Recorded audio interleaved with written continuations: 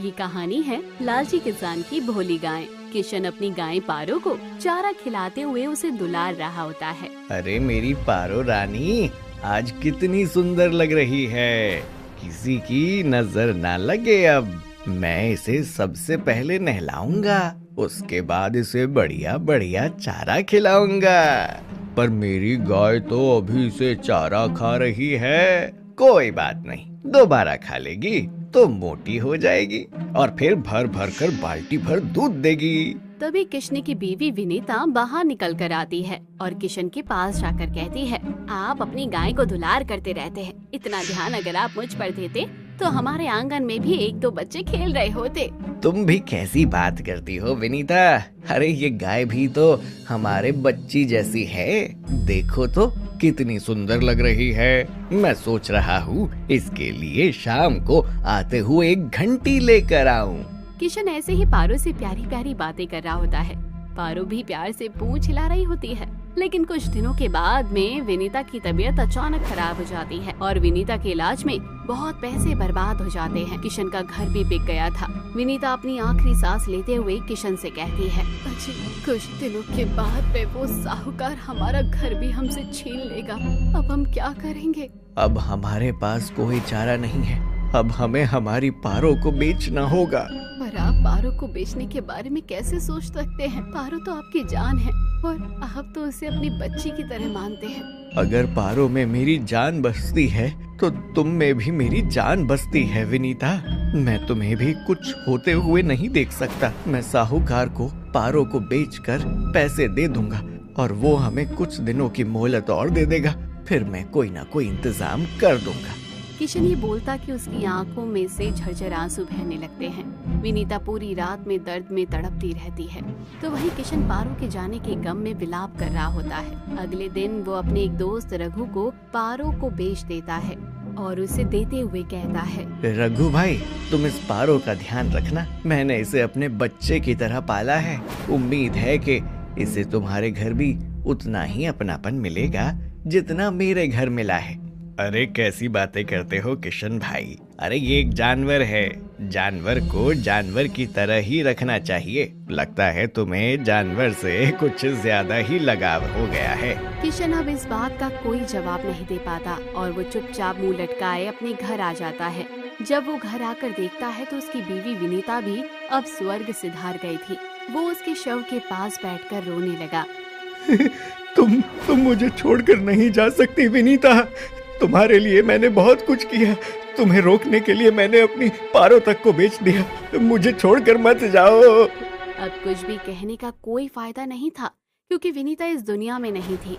किशन भी अब अपने दुखों में चूर था क्योंकि उसके दोनों जिगर के टुकड़े पारो और विनीता उसे छोड़कर चले गए थे। किशन अब हताश और निराश होकर शहर की ओर प्रस्थान कर जाता है।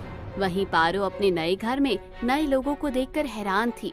जैसे ही राघव पारो को देखकर आता है तो राघव की बीवी मधु कहती है, ये क्या है जी, अब कौन सी आफत आप अपने साथ उठा कर ले आए हैं? आफत नहीं मधु, मैं खजाना लेकर आया हूँ। ये गाय बहुत दूध देती है, बहुत ज्यादा आमदनी का दूध बेचकर अब हम अपनी आमदनी दोगुनी कर लेंगे। तभी घर से उसकी दूसरी बीवी प्रिया निकल कर आती है और कहती है, लालच के चक्कर में आपने अपनी पत्नी तो दोगुनी कर ही दी, अब आमदनी भी दोगुनी करके ही मानोगे क्या? जी हाँ, हमारे पिता के कोई पुत्र नहीं था, इसलिए आपने उसकी दोनों पुत्रियों से शादी कर ली ताकि हमारे पिता की सारी संपत्ति आप खुद हड़प ले। और कितना लालच दिखाएंगे जो किसी और की गरीब किसान की गाय को आप खरीद कर ले आए। मैंने तुमसे यहाँ फालतू बकवास करने का नहीं बोला है। दोनों बहनें हो तो इसका मतलब ये नहीं कि जब देखो मेरे खिलाफ मुहिम चला कर रखो। चुपचाप जाओ और मेरे लिए खाना लेकर आओ और इस गाय को कहीं कोने में बांध दो, कुछ रूखी सूखी इसके आगे भी डाल देना।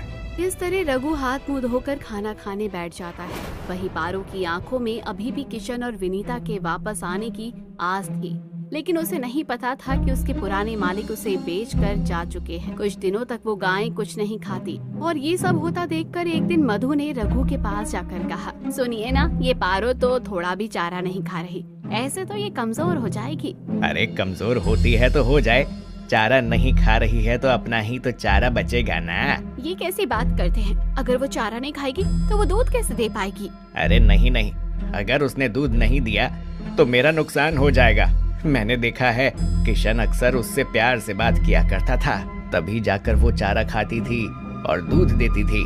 मैं भी जाकर उससे प्यार से बात करता हूँ, जिसके बाद वो अपने आप दूध देगी और चारा भी खाएगी। जिसके बाद में अब रघु पारो के पास जाता है और उसे प्यार से पुचकारने लगता है।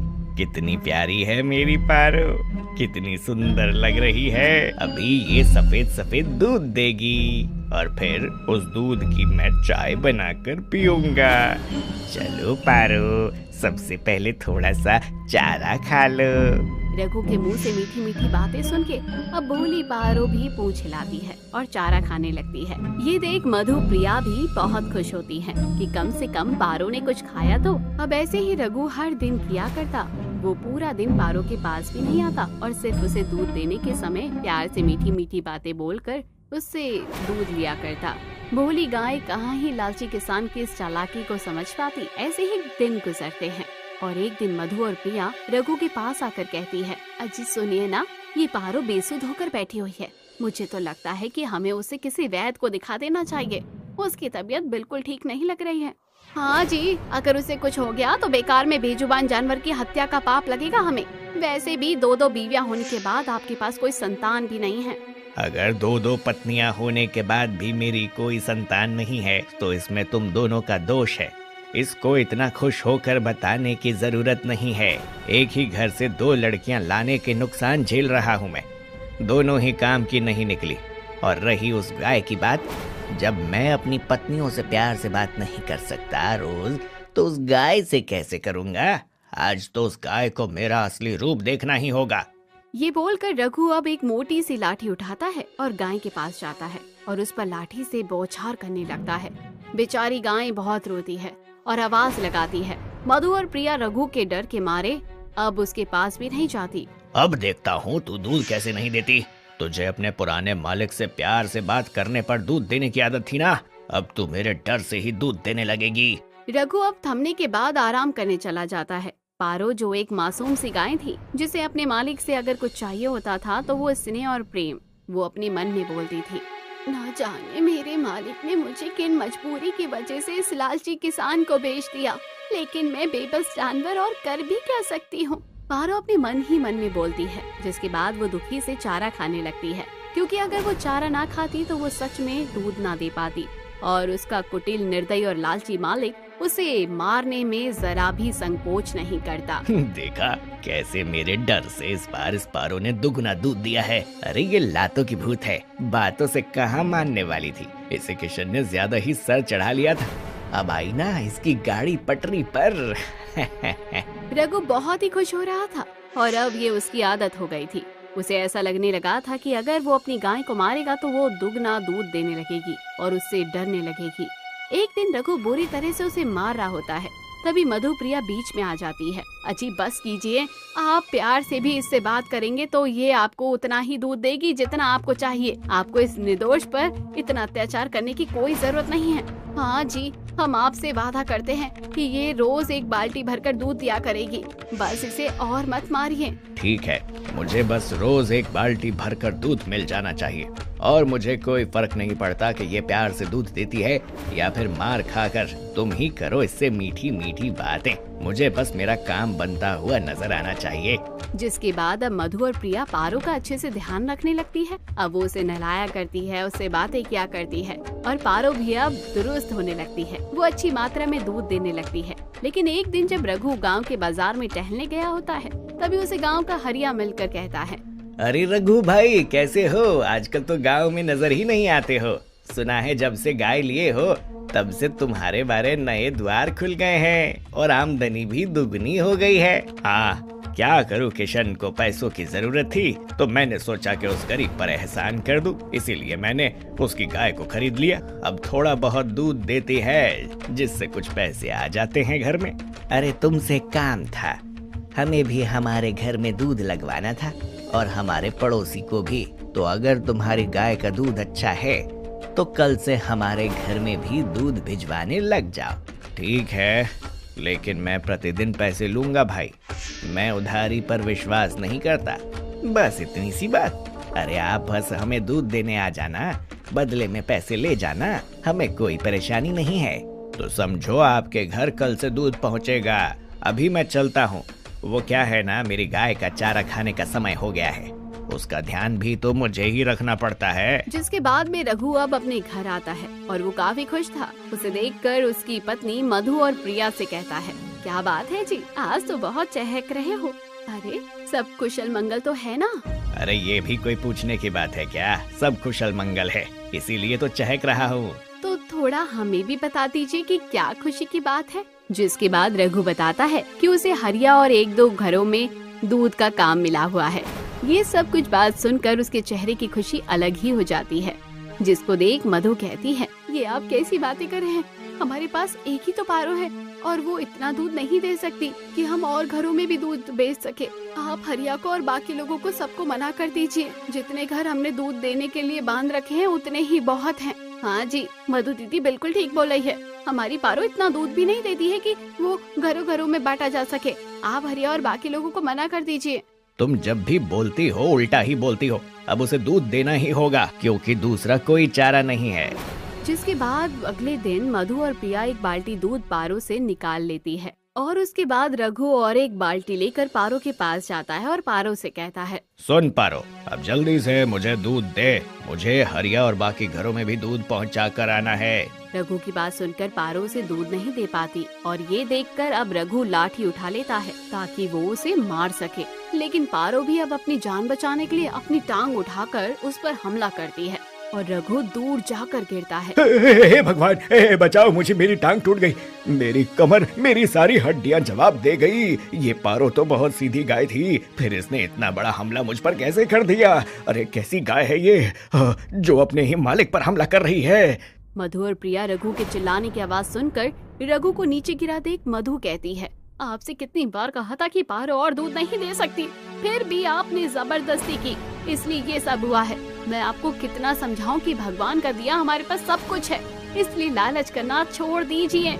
ये सब बाद में बोलना, सबसे पहले मुझे उठाकर मेरे खाट पर आराम करने दो।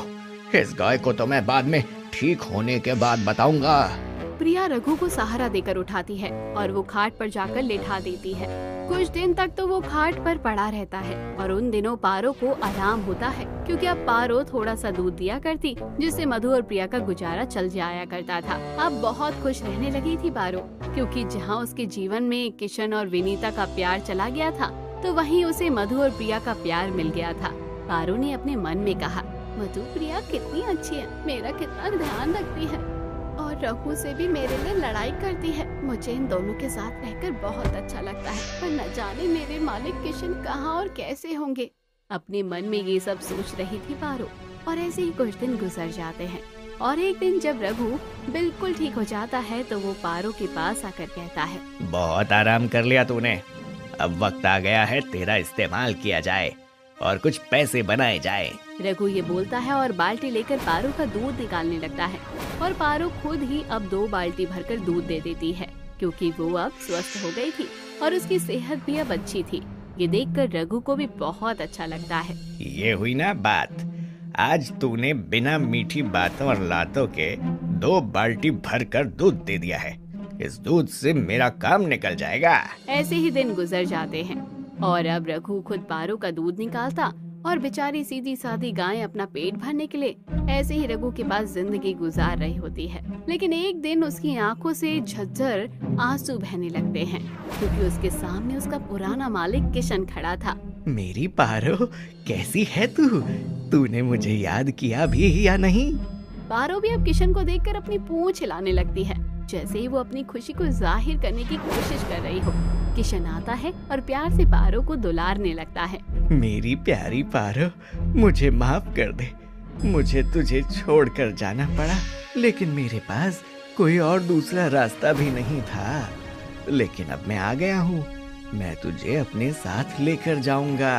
किशन पारो से ये सब बातें कर ही रहा था और पारो ऐसी अपनी गर्दन को हिला रही थी जैसे वो उसकी सारी बातें समझ रही हो, कि तभी कमरे से निकलकर रघु आता है और कहता है, अरे किशन भाई, ये क्या कर रहे हो? मेरी गाय के पास क्यों खड़े हो? वहाँ से दूर हो जाओ। रघु भाई, मैं तुमसे इस गाय को खरीदने आया हूँ। मैं निराश होकर विनीता के जाने के बाद शहर चला गया था। वहाँ मैंने भगवान की कृपा से बहुत अच्छा काम जमा लिया। उसके बाद मैं वहाँ से सब कुछ बेचकर वापस इस गांव में आ गया।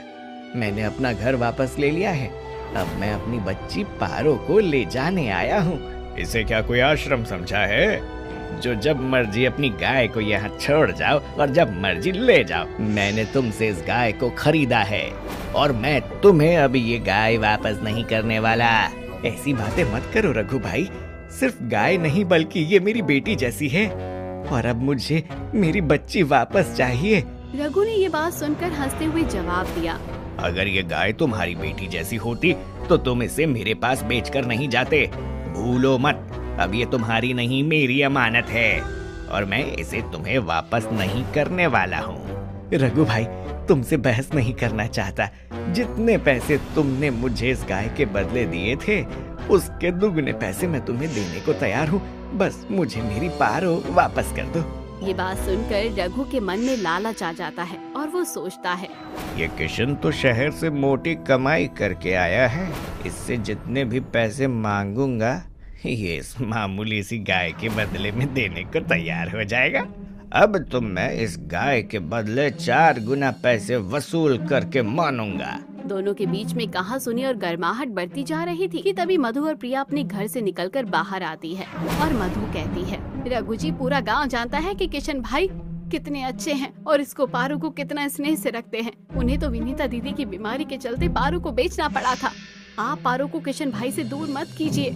मधु, मैंने तुम्हें बीच में बोलने के लिए नहीं कहा है, इसलिए अगर तुम चुप रहोगी तो इसी में तुम्हारी भलाई है, वरना पारू इस घर से जाए ना जाए मैं इस घर से तुम्हें जरूर निकाल दूंगा। बस अब बहुत हुआ रघु जी, अगर मधु दीदी इस घर से जाएगी तो मैं भी इस घर से जाऊंगी। उसके बाद आप इस घर में अपनी लालच के साथ रहते रहना। आज तक आपने पारो के साथ जितने भी अत्याचार किए हमने कुछ नहीं कहा, लेकिन अब हमें देखा नहीं जा रहा कि किशन भाई आपको पैसे देकर पारो को वापस ले जाने आए हैं और आप तब भी लालच के अंधे हो चुके हैं। हाँ प्रिया, चलो, अब हमें इस घर में एक पल भी नहीं रहना है। जहाँ जानवरों की इज्जत नहीं वहाँ हमारी क्या इज्जत होगी, ये ख्याल अब हम कभी भी नहीं सोच सकते।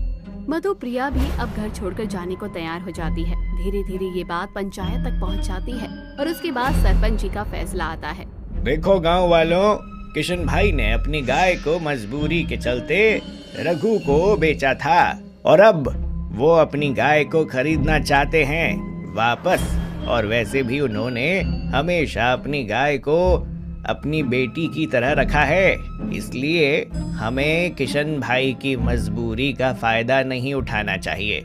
ये पंचायत ये फैसला करती है कि रघु अब किशन भाई की गाय को वापस करेगा, वो भी दुगने दाम पर नहीं, इस दाम पर जिस दाम पर उसने उस गाय को खरीदा था। सभी लोग सरपंच जी का फैसला सुनकर खुश हो जाते हैं और रघु का नुकसान हो जाता है। जहां उसे किशन गाय के बदले 2 गुने दाम देने को तैयार था, वहां उसी दाम पर किशन गाय और पारो को वापस करना पड़ता है। वहीं मधु और प्रिया भी कुछ दिन नाराज होकर अपने मायके चली जाती है। रघु को अपनी गलती का एहसास होता है और वो प्रिया और मधु के मायके जाकर उनसे माफी मांगकर उन्हें वापस ले आता है और पारो को भी अपना पुराना मालिक वापस मिल जाता है और भोली गाय को लालची किसान से हमेशा के लिए छुटकारा मिलता है और वो अपने पिता समान मालिक कृष्ण के साथ खुशी खुशी अपनी जिंदगी गुजारने लगती है। तो दोस्तों, कैसी लगी आपको ये कहानी कमेंट बॉक्स में जरूर बताइए। चैनल को अभी तक सब्सक्राइब नहीं किया है तो जरूर कर लीजिए।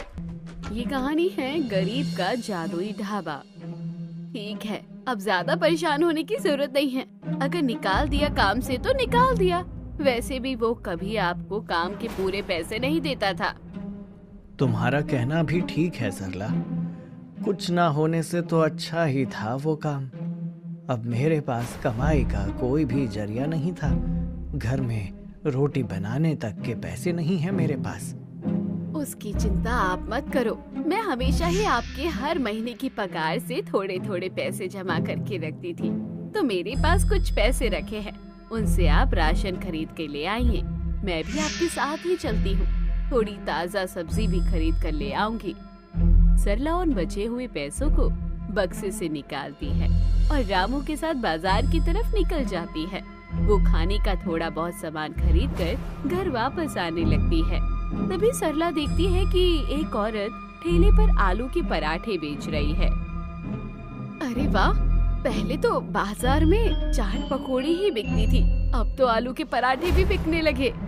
अरे सिर्फ आलू के पराठे ही नहीं, अब तो लोग रोटी सब्जी बेचकर भी पैसे कमाते हैं। जिन लोगों को तला भुना और चटपटा खाना नहीं पसंद, वो ठेले पर से ये घर जैसा खाना खरीद कर खा लेते हैं। सरला को ये खाना बेचने का विचार बहुत ही अच्छा लगता है। वो जैसे ही घर पहुंचती है तो रामू से इस बारे में बात करती है। क्यों ना हम भी अपना खाने का काम शुरू करें, इसमें हमारी अच्छी कमाई भी हो जाएगी और पैसा डूबने का भी खतरा नहीं रहेगा। आपका मालिक आपको आधी पगार देता था और आधी खुद खा जाता था। खुद का काम करेंगे तो जितना पैसा आएगा वो कम से कम अपना तो रहेगा।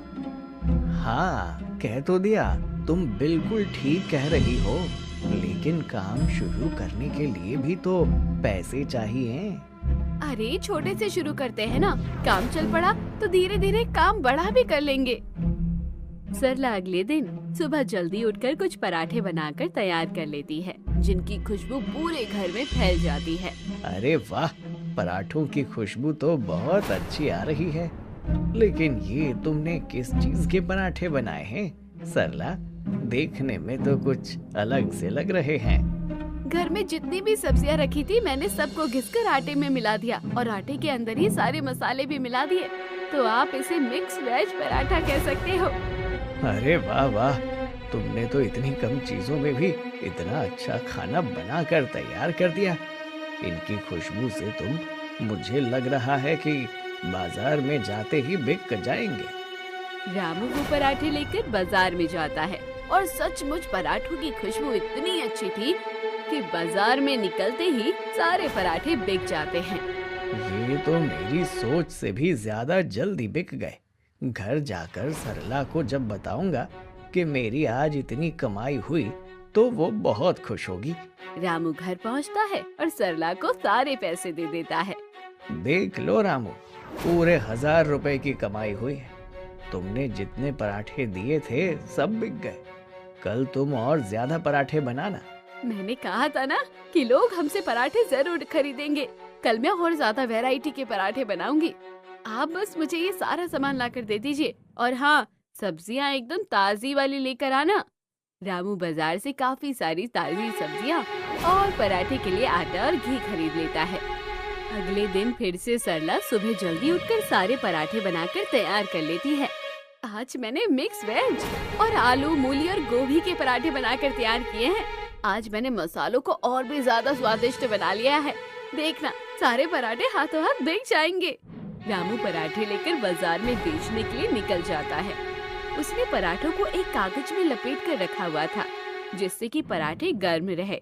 आज भी आसपास से गुजरने वाले लोग पराठों की खुशबू से ही रामू के पास खिंचे चले आते हैं। रामू एक बांस की टोकरी में पराठे लेकर आता था। वो एक ग्राहक को गोभी का पराठा देता है कि तभी वो ग्राहक रामू से कहता है, भैया, आपके पराठे इतने स्वादिष्ट होते हैं तो आप सिर्फ इतने से पराठे क्यों बना कर लाते हो? आपको तो यहाँ पर अपना ठेला लगाना चाहिए। अगर आपने ठेला लगा लिया ना तो पूरे दिन आपके ठेले पर ग्राहकों की भीड़ लगी रहेगी। वो क्या है ना भैया कि मैंने अभी अभी अपना नया काम शुरू किया है और मेरे पास इतने पैसे नहीं हैं कि मैं अपना ठेला लगा सकूं। इसीलिए जैसे तैसे धीरे धीरे कमाई होती जाएगी, मैं ठेला भी लगा लूंगा। धीरे धीरे रामू के पराठों का नाम काम बहुत अच्छा चलने लगा और वो बाजार में ही अपना एक ठेला भी खोल लेता है। वाह भैया वाह, जब बाजार में इतने स्वादिष्ट पराठे मिलेंगे तो कौन ये चाट पकौड़ी खाएगा? इससे ज्यादा स्वादिष्ट तो आपके यहाँ के पराठे हैं और आप इन्हें बनाने के लिए ताजी सब्जी और शुद्ध घी का ही उपयोग करते हो, जिस वजह से ये नुकसान भी नहीं करते। वरना अगर एक दिन भी बाहर का खाना खा लो तो पेट में दर्द होने लगता है। ये बिल्कुल ठीक कहा भाई साहब, रामू भाई के पराठों का तो कोई जवाब ही नहीं। आप जितना स्वादिष्ट खाना बनाते हो उतनी ही ईमानदारी से भी बनाते हो। मैं तो कहता हूँ पराठों के साथ साथ बाकी चीजें बेचना भी शुरू कर दो, ताकि जिसे रोटी खानी हो वो रोटी खाए, जिसे चावल खाने हो वो चावल खाए। रामू घर आकर अपनी पत्नी से इस बारे में बात करता है। वैसे तो ये भी ठीक है, अब हमारा पराठा का काम अच्छा चल गया है, तो क्यों ना हम आपके पराठे के ठेले में एक और ठेला लगा ले, जिस पर मैं तरह तरह की सब्जी के साथ रोटी और चावल बना के बेचूं। इससे हमारा काम और बढ़ जाएगा। ठीक है, तो फिर मैं कल से तुम्हारे साथ खाना बनाने में तुम्हारी मदद करूंगा, वरना इतना सारा खाना बनाने में तुम्हें परेशानी होगी। अगले दिन दोनों सुबह जल्दी उठकर खाना बनाने लग जाते हैं। रामू और एक ठेला किराए पर ले आता है और दोनों पति पत्नी अपना ठेला लेकर बाजार की तरफ निकल जाते हैं। पहले तो हर रोज सिर्फ रामू के ठेले पर ही लोगों की भीड़ लगती थी, लेकिन आज उसकी पत्नी के ठेले पर भी खाना खाने के लिए लोगों की भीड़ उमड़ गई थी। वाह बहन जी, आज तक तो हमने आपके हाथ के सिर्फ पराठे ही खाए थे, लेकिन आज आपके हाथ की आलू गोभी और पुलाव खाकर तो मजा ही आ गया। इस रायते का तो कोई जवाब ही नहीं। सच में भाई, ये खाना तो बहुत स्वादिष्ट है। आपने तो बहुत साफ सफाई से बनाया है और ना ही इसमें बहुत ज्यादा तेल मसाला है। जीभ के स्वाद के साथ साथ पेट के लिए भी बहुत अच्छा है। जब से रामू और सला ने बाजार में अपने ठेले लगाए हैं, तब से आसपास के ठेले वालों का काम ठप पड़ गया था, क्योंकि वो अपने फायदे के चक्कर में लोगों को घटिया सामान बेचते थे। ये रामू और इसकी पत्नी के चक्कर में कोई मुझसे कचौड़ी ही नहीं खरीदता। इसका ठेला बंद हो जाए तो मेरा काम चलने लगे, लेकिन ऐसा तो मेरे ख्यालों में ही हो सकता है। सिर्फ कचौड़ी वाला ही नहीं, बल्कि आसपास के सभी ठेले रामू से जलने लगे थे। कोई भी उसके ठेले को नुकसान पहुंचाने की कोशिश करता, तो कभी कोई जानवर उसके ठेले का खाना गिरा दिया करता। अरे हम बस अभी थोड़ी देर के लिए ही तो हाथ मुंह धोने के लिए गए थे, इतनी देर में हमारे ठेले का सारा खाना कैसे गिर गया? ये सब इन्हीं लोगों का किया धरा है। ये जानबूझकर हमारा काम खराब करने की कोशिश कर रहे हैं, ताकि हम यहाँ से अपना ठेला हटा दे।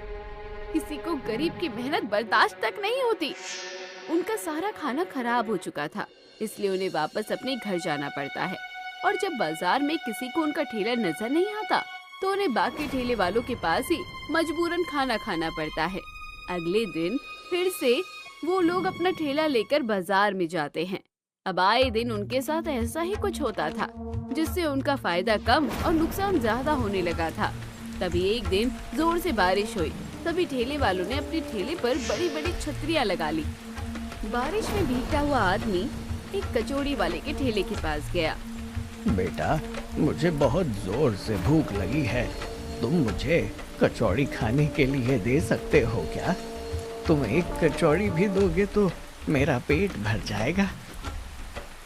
कचौड़ी तो मैं तुम्हें एक क्या 10 दे दूंगा, लेकिन तुम्हारे पास कचौड़ी खरीदने के पैसे हैं क्या?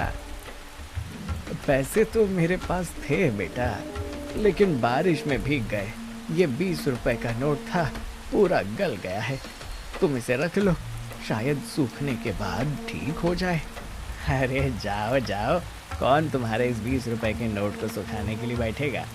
पता नहीं कहाँ कहाँ से आ जाते हैं। जाओ यहाँ से, मेरे पास तुम्हें मुफ्त में खिलाने के लिए कुछ भी नहीं है। वो बूढ़ा आदमी बाकी ठेले वालों के पास भी जाता है, लेकिन कोई भी उसे खाने को कुछ नहीं देता। तभी सरला की नजर उस बूढ़े आदमी पर पड़ती है। वो रामू से कहती है, सुनिए जी, वो आदमी मुझे बहुत देर से परेशान लग रहा है, आप एक बार जाकर उससे बात कीजिए। वो क्यों परेशान है पूछिए तो, वो बार बार सबके ठेलों पर घूम रहा है। रामू भीगता हुआ उस आदमी के पास जाता है और उससे पूछता है, काका, आप बड़ी देर से इस ठेले से उस ठेले भटक रहे हैं, आपको किसी मदद की जरूरत है क्या? हाँ बेटा, मदद की जरूरत तो है, लेकिन आज के जमाने में कोई किसी की मदद नहीं करना चाहता। मैं बहुत भूखा हूँ, मेरे पास सिर्फ ये 20 रुपए थे, वो भी बारिश में गल गए। अब मेरे पास खाना खाने को पैसे नहीं हैं और कोई मुझे मुफ्त में कुछ खिलाना नहीं चाहता। मुझे बहुत जोर से भूख लगी है, बस यही मेरी परेशानी है। कोई बात नहीं काका, आप मेरे साथ चलिए, मैं आपको अपने ठेले पर ले जाकर खाना खिला देता हूँ। क्या सचमुच तुम मुझे खाना खिलाना चाहते हो जबकि मेरे पास पैसे नहीं हैं? नहीं काका, मुझे आपसे पैसे नहीं चाहिए, आप बस मेरे साथ चलिए। रामू बूढ़े आदमी को अपने ठेले पर ले आता है। उसने ठेले पर छतरी लगाई हुई थी और वहाँ पर एक बेंच भी डाली हुई थी। रामू बूढ़े आदमी को छतरी के नीचे वाले बेंच पर बिठाता है और उसे खाने के लिए खूब स्वादिष्ट खाना देता है। अगर खाने को कुछ और चाहिए हो तो बता देना काका। ठीक है बेटा। बूढ़ा आदमी बहुत ही खुश होकर वो खाना खा लेता है। तुम्हारा बहुत बहुत शुक्रिया बेटा कि तुमने इस बूढ़े गरीब को खाना खिलाया, वरना मुझे तो कोई खाना खिलाने को तैयार भी नहीं था। आपको इसमें शुक्रिया कहने की कोई जरूरत नहीं है काका, आप तो मेरे पिता समान हैं। जब तक बारिश थम नहीं जाती तब तक आप यहीं पर रुक जाइए, वरना भीगने से आपकी तबीयत खराब हो जाएगी। बूढ़ा आदमी रामू और सरला से बहुत खुश होता है। वो उन दोनों के सिर पर हाथ रखकर कहता है, आज के ज़माने में तुम जैसे लोग मिलने बहुत मुश्किल है। तुमने मेरा दिल जीत लिया बेटा, मैं तुम्हें कुछ देना चाहता हूँ। नहीं काका, हमें आपसे कुछ नहीं चाहिए, बस आप अपना आशीर्वाद दे दीजिए, हमारे लिए वो ही बहुत है। बूढ़ा आदमी अपनी जेब से एक कागज निकालता है। वो कागज थोड़ा गल गया था। बूढ़ा आदमी वो कागज उन्हें देते हुए कहता है, बेटा, मैं तुम्हें कोई धन संपत्ति तो नहीं दे सकता, लेकिन कल तुम लोग सुबह सुबह इस पते पर पहुंच जाना। मैं तुम्हारा इंतजार करूंगा। मुझे पूरा यकीन है कि तुम दोनों जरूर आओगे। बूढ़ा आदमी जैसे ही उन्हें वो कागज देता है, वैसे ही बारिश भी रुक जाती है और वो बूढ़ा आदमी वहाँ से चला जाता है।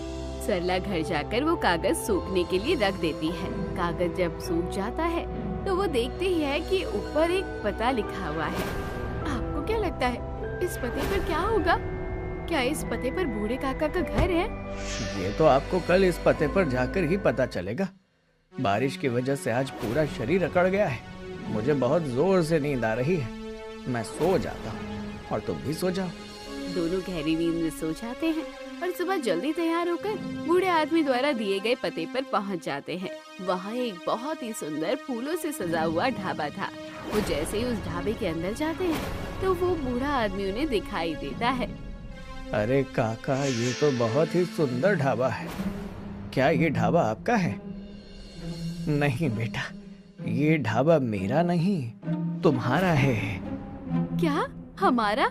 नहीं नहीं काका, ये ढाबा हमारा नहीं है, हम तो बाजार में अपना ठेला चलाते हैं। हाँ बेटी, अभी तक तुम बाजार में अपना ठेला चलाते थे, लेकिन अब से तुम ये ढाबा चलाओगे। मैं कोई आम इंसान नहीं, भगवान का दूत हूँ और कल मैं लोगों से मुंह में खाना मांगकर बस ये देख रहा था कि आज भी किसी इंसान के अंदर इंसानियत जिंदा है कि नहीं, और तुमने मुझे मुफ्त में बहुत ही इज्जत से खाना खिलाया और मेरा दिल जीत लिया बेटी। इसीलिए मेरी तरफ से तुम्हारे लिए ये तोहफा है। लेकिन काका, हमने आपको खाना किसी मदद के बदले नहीं खिलाया था, हम तो बस आपकी मदद करना चाहते हैं। मैं जानता हूँ मेरे बच्चे, लेकिन अपने बड़े की तरफ से ये उपहार स्वीकार कर लो।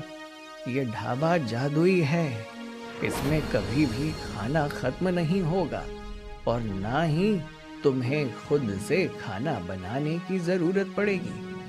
तुम एक बार जिस चीज का नाम ले दोगे, ये तुम्हें वो खुद ब खुद बनाकर दे देगा। बस तुम हमेशा ऐसे ही रहना। इतना बोलकर बूढ़ा आदमी वहाँ से गायब हो जाता है। रामू और सरला अपना जादुई ढाबा चलाने लगते हैं। जिस भी चीज का नाम लेते, जादुई ढाबा उन्हें खुद ब खुद वो चीज बनाकर दे देता। जब से हमें जादुई ढाबा मिला है, हमें तो कुछ करना ही नहीं पड़ता। अगर मटर पनीर का नाम लेती हूँ तो सामने आ जाता है, पिज्जा का नाम लेती हूँ तो वो भी सामने आ जाता है। कितना अच्छा आशीर्वाद देकर गए हैं वो हमें। वो दोनों आपस में बात ही कर रहे होते हैं कि तभी एक छोटा सा बच्चा उनके पास आता है, जिसके कपड़े फटे पुराने थे और चेहरा भी मिट्टी से सना हुआ था। वो ढाबे के अंदर जाकर सरला से कहता है, आंटी, मुझे बहुत जोर से भूख लगी है, लेकिन मेरे पास खाना खरीदने के लिए पैसे नहीं है। क्या आप मुझे मुफ्त में कुछ खाने के लिए दे सकती हैं? अरे हाँ हाँ, क्यों नहीं बेटा, तुम बताओ तुम्हें क्या खाना है, मैं तुम्हारे लिए वही लेकर आती हूँ। लेकिन उससे पहले मैं तुम्हारे हाथ पैर धो देती हूँ। देखो तो तुम्हारा पूरा का पूरा चेहरा मिट्टी से सना हुआ है। सरला उस बच्चे के हाथ पैर धुलवाकर उससे खाने के बारे में पूछती है तो बच्चा कहता है, आंटी, मुझे छोले भटूरे बहुत पसंद है। एक बार खाए थे, तब के बाद कभी खाने को ही नहीं मिले। क्या आप मुझे छोले भटूरे खिला सकती हैं? हाँ बेटा, तुम बैठो, मैं बस अभी तुम्हारे लिए छोले भटूरे लेकर आती हूँ।